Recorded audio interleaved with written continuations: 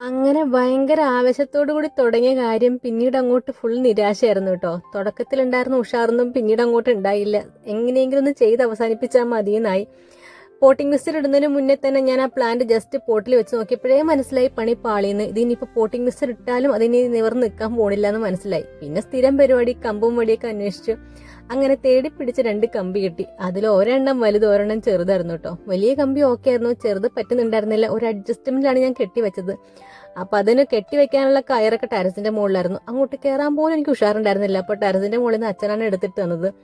അങ്ങനെ ഒരു വിധത്തിൽ ഞാൻ അഡ്ജസ്റ്റ് ചെയ്തത് കെട്ടിവെച്ചു. പക്ഷെ വലിയ ഭംഗിയൊന്നും ഉണ്ടായില്ല കേട്ടോ. ഞാൻ വിചാരിച്ച പോലെയൊന്നും ഒത്തു വന്നില്ല. ഇനി പിന്നീട് എപ്പോഴെങ്കിലും വലിയൊരു പോട്ടൊക്കെ വാങ്ങി അതിലേക്ക് മാറ്റാന്ന് വിചാരിച്ചു.